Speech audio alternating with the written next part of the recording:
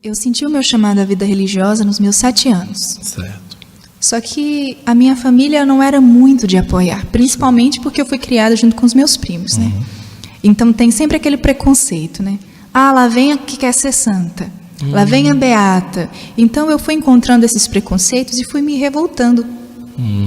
Isso ocasionou na minha adolescência uma série de revoltas que me levaram a fazer escolhas erradas e que, se Deus não tivesse usado de misericórdia comigo, talvez hoje eu seria uma traficante, talvez hoje eu seria uma prostituta. A senhora acha?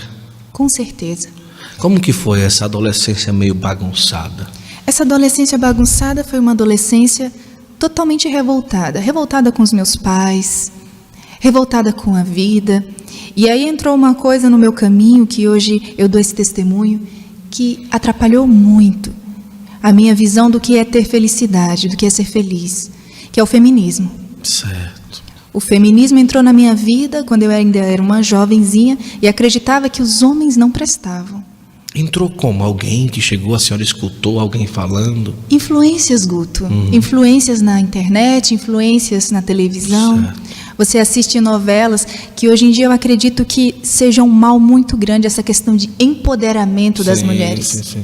Isso não existe. O poder da mulher está em ela ser pequena diante de Deus, humilde, assim como Nossa Senhora. Mas isso de querer ser maior do que os homens, querer ser melhor, eu fui crescendo com esse pensamento. Fui fazendo escolhas erradas, tomando decisões erradas. Então fazia de tudo para ser notada, numa futilidade tão grande, uma superficialidade tão grande.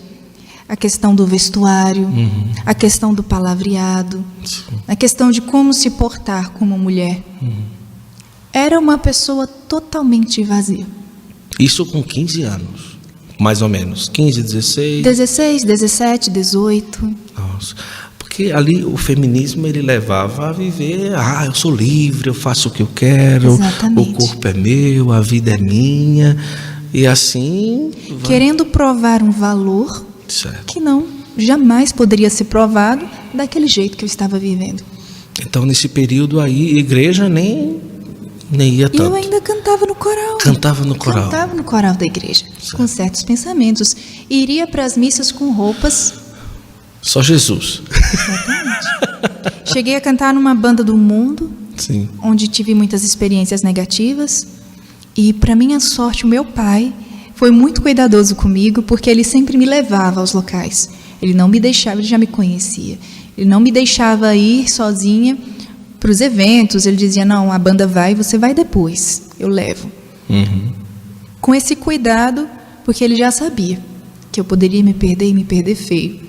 Só que depois, com o passar do tempo, que eu terminei os meus estudos, eu fui para uma outra cidade morar sozinha.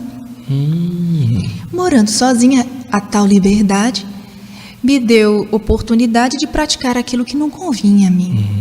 Aí vem as más influências de amizades, aí vem as drogas, aí vem festas. A senhora chegou a usar alguma vez droga? Já cheguei a tentar, Guto. Tentar, certo. Só que, graças a Deus, eu nunca tive aptidão para essas coisas, até com a bebida alcoólica, que eu bebia e passava mal. Ah, entendi. Eu ia fazer realmente as coisas erradas e passava mal. Aí um dia que foi para experimentar a primeira vez, passou mal. Passei mal, Olha só. passei mal. E eu tentei, não foi uma vez, Guto. Sério? Numa roda de amigos e tal. Sim, eram ideologias vazias. A senhora chegou a experimentar o quê? Maconha, Maconha. E ali passava mal. foi só uma vez, Nossa.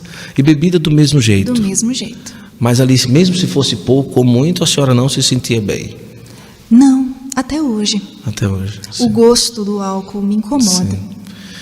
Mas isso também tem mão de Deus, né? Porque se a senhora tivesse facilidade naquela época, ou tivesse aptidão, ou tivesse seguido em frente, só Deus sabe onde é que estava agora a senhora. Com certeza, Guto. E eu vejo assim que não foi por mim a pessoa da Grace. A Grace, se dependesse dela, ela estaria perdida.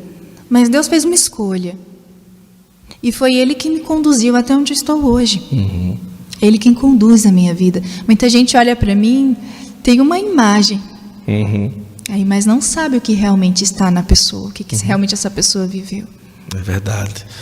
E até que idade que a senhora viveu essa falsa liberdade ali? Até os meus 19 anos. Certo. Morou sozinha até 19 anos? Não? Morei sozinha, depois que eu terminei o colégio, fiquei um tempo trabalhando na minha cidade, só que aí não me oferecia uma faculdade, um estudo superior. Então eu fui para outra cidade onde eu podia estudar. Nesta cidade foi onde tudo começou, a questão da prática daquelas coisas que eu já vinha alimentando com o tempo, né? Certo. E foi onde eu tive a oportunidade, estava fora dos olhares dos meus pais. E ali? Eu poderia fazer o que eu queria. E com os meus 19 anos, teve uma frase que mudou a minha vida. Que era a seguinte: se Nossa Senhora batesse na sua porta. Eu sempre gostei de Nossa Senhora, porque ela era uma figura feminina que era valorizada dentro da igreja. A única mulher que talvez tivesse um lugar de destaque na igreja católica. Então, para mim, ela era empoderada. Poder. Mas vamos lá. Sim. Então, quando eu ouvi a frase que disse assim: se Nossa Senhora batesse na sua porta à noite, numa noite de tempestade, toda molhada, você teria roupa para emprestar para ela? Tá. Aí eu parei para pensar: meu Deus, se eu admiro tanto essa mulher, se ela para mim é um ícone, por que eu não devo me parecer um pouco mais com ela? E foi mudando o meu exterior que o meu interior começou a encontrar o seu lugar. Passei a mudar a minha forma de vestir e conheci o tratado da verdadeira devoção. Tá. Então, o responsável pela minha conversão. E ali, uma experiência, praticamente a senhora em Nossa Senhora, a senhora em Deus. Não foi algo que no encontro, no momento, pode ter sido depois ali, mas essa força de Deus, esse acontecimento foi ali interiormente. A senhora diante dessa situação de Nossa Senhora e de Nosso Senhor. E as roupas, a senhora fez o quê com tudo que tinha? Foi mudando aos poucos? Na época eu trabalhava num local de estética. Então eu falei para as minhas colegas: olha, eu estou me desfazendo das minhas roupas, alguém tem interesse? Elas quiseram. Elas perguntaram por quê, não? Não. A senhora só disse: estou me desfazendo das roupas. Aí elas aceitaram e assim eu me desfiz dessas roupas. Mas eu não gostaria de vê-las usando, porque não eram roupas que valorizassem elas, né?